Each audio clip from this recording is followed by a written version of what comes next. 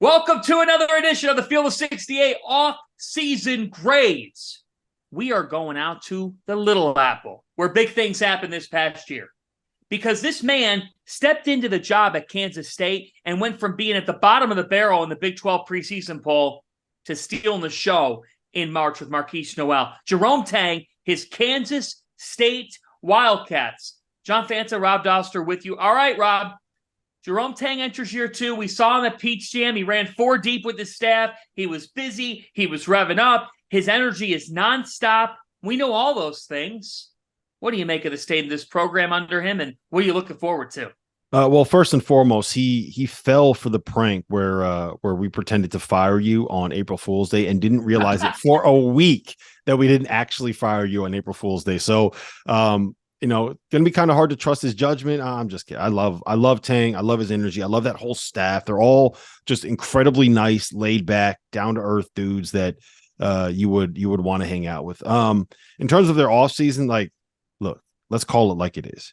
You lose Marquise Noel, you lose Keontae Johnson, and you lose Desi Sills, and you are going to have a lot to replace. Like, they basically had 2 dudes and a couple of pieces around them last year, and they lost their 2 dudes. That is not an easy thing to deal with. And, but at the same time, I don't think anybody expected Kansas State to be just as good as they were last season.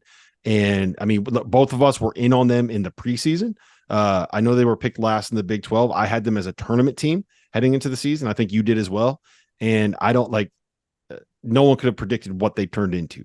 They added a piece in Tyler Perry, who could end up being a very, very, very good league guard. They added a piece in Arthur Kaluma, who would end up being a very, very good 4. And you get year 2 of Nae'Qwan Tomlin, who is one of the rawest and highest upside players in all of college basketball. There's some guys that have breakout potential as well, but I like the pieces. I like what's there, but it's going to be a very, very, very significant uphill battle replacing everything that they lost. And that has everything to do with how good those dudes were. Yeah, this is a bit of a circumstantial off-season grade episode because, what Marquise Noel, what he authored this past year made him a March Madness legend. Marquise Noel is going to stick in my brain when we talk about great guard performances in the NCAA tournament. And Desi Sills, Keontae Johnson took our hearts. He took our hearts with his story.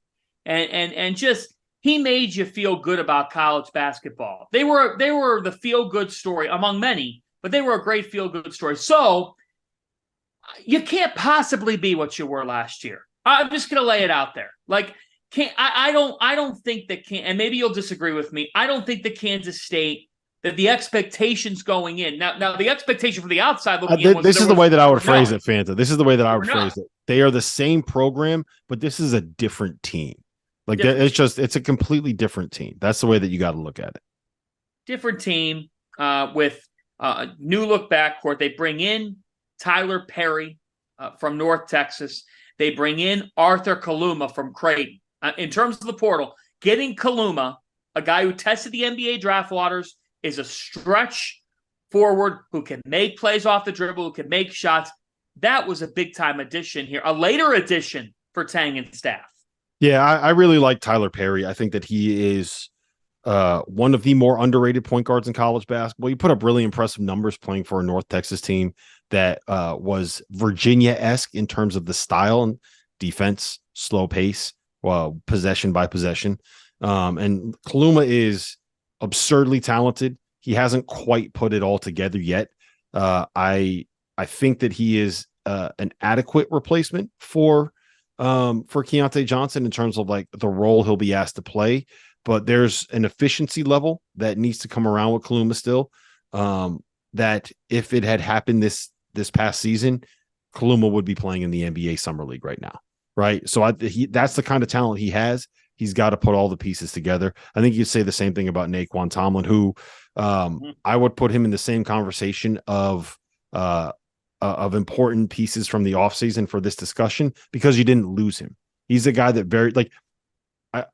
this is not an exaggeration. I think he has lottery talent, but he needs to, eat a sandwich. He needs to work on his core strength. He needs to get in the strength and conditioning room. He's a guy that never really played high school basketball. He didn't really play organized basketball until he got to the JUCOs.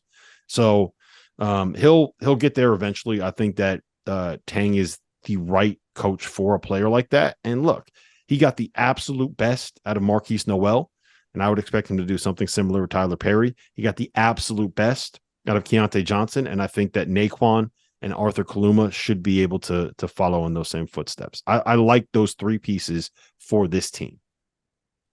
24/7 Sports has the recruiting class ranked 22nd in the country according to their composite ranking system. Day Ames, a 6'1" point guard from Chicago, comes in. RJ Jones, another 4-star recruit, a shooting guard, and then a third 4-star, Macalib Rich, the small forward at 6'6". So they bring in, Rob, a very, very solid to good freshman class. I'll be curious to see what these freshmen do in year one, because as we know, there's always an unpredictability with what exactly freshmen are. Yeah, and they also got Taj Manning, who was a red shirt that they got coming back.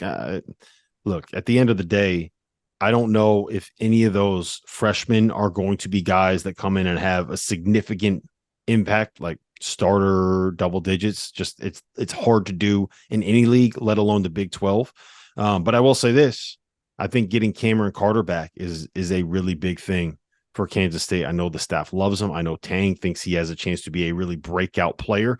And the big thing with them is going to be like, one, shooter / floor spacing, and two, you need somebody else that can kind of create on a wing, like the Desi Sills role, right? Desi Sills didn't put up a ton of shots, but when you needed him, he did things like, score 24 points against Kansas in the overtime win at home. So I think that is an important piece for them, getting him back as well.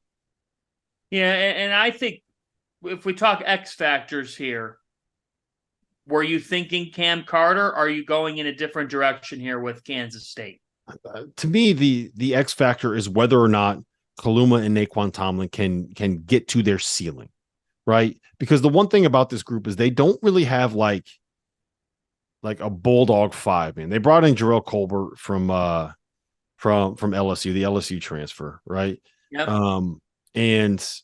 But they don't really have like that 5 man. And they didn't really have him last year, and it worked because Keontae Johnson was who he was and Marquise Noel was who he was. And they just said, our dudes are better than your dudes. Let's roll it out there and play.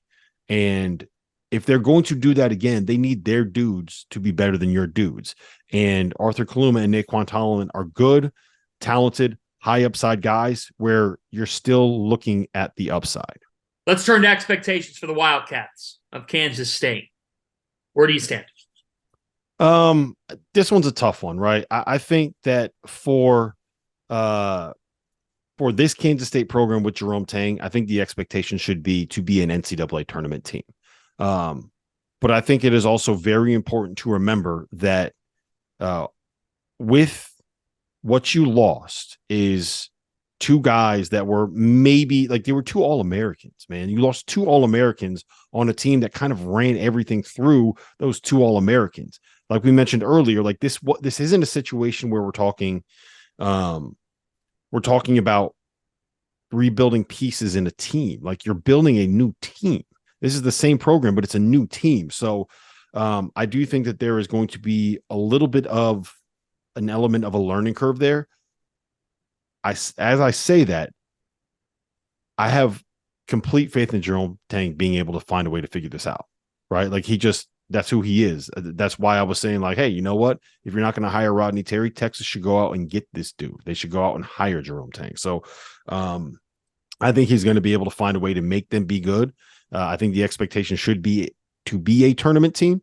But beyond that, like it's just a very, very big ask to say that they need to stay at the same level they were last season, which is a 3 seed. When you lose two All-Americans, like two All-Americans, they were two studs.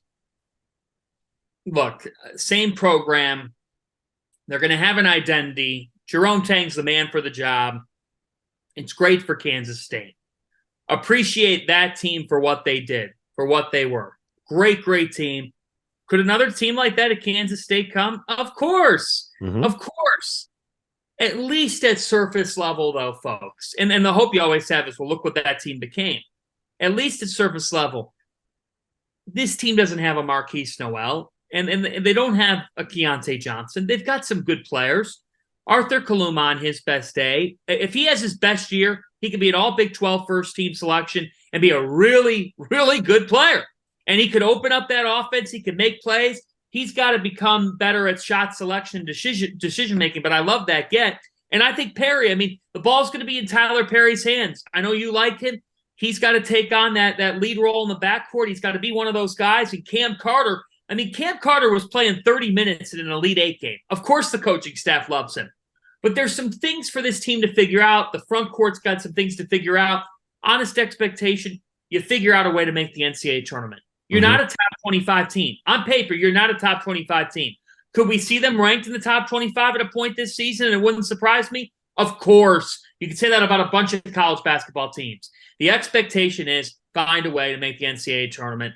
And I think that's a fair expectation. What grade would you give them for their offseason? I'm going to give them a B.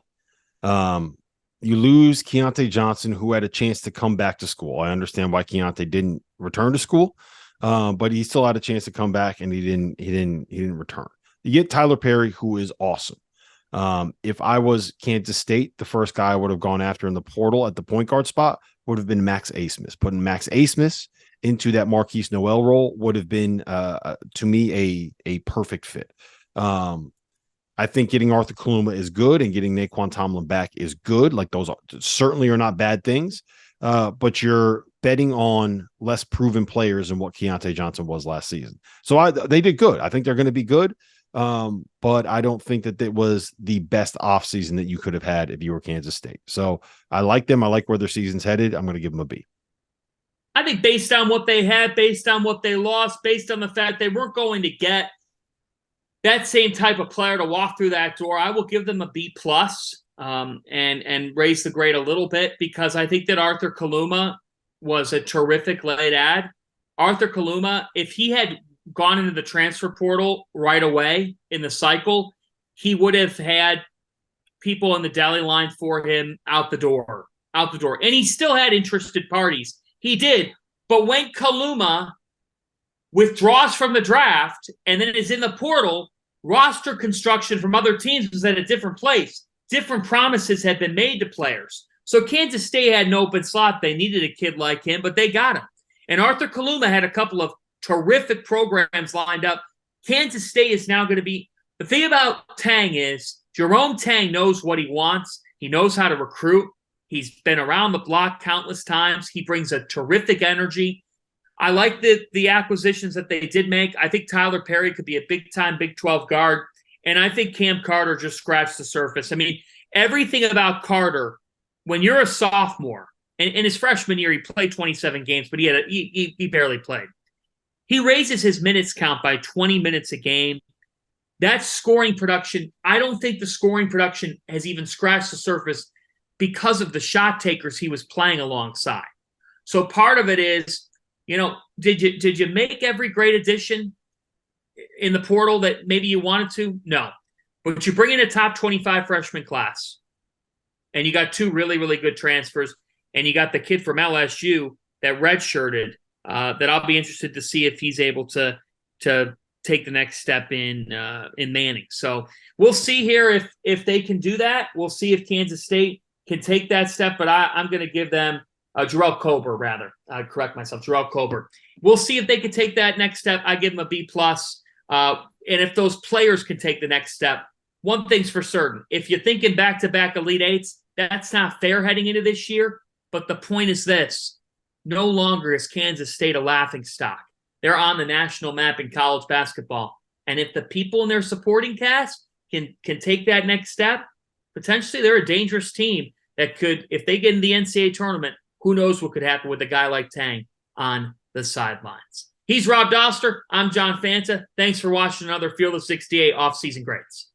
Our partner for today's episode is Athletic Greens. I started taking AG1 during the college basketball season, and I loved the impact that it had on my energy levels. I'm a big coffee in the morning guy, but by the time that the afternoon would hit, I needed another boost. AG1 helped me tremendously, especially on those days when I didn't want to get up off the couch and go hit the gym. Their tagline is AG1 is comprehensive health and the power of habit in one. And man, that could not be more true. It's nearly impossible to eat and drink in a healthy manner in the month of February and the month of March when you are in my business. And AG1 was exactly the supplement that I needed to improve my gut health and cover my nutritional basis for the day. I've continued that into April. I've continued that into May, and I'm going to continue that the rest of the summer. All I have to do is mix a scoop of AG1 with some water or maybe add it into a smoothie, and I'm ready to go. Do it after lunch, and you'll be ready to go for the rest of the day. If a comprehensive solution is what you need from your supplement routine,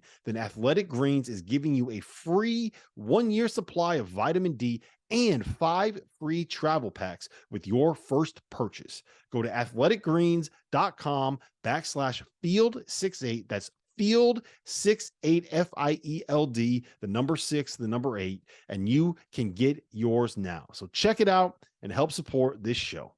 Thanks.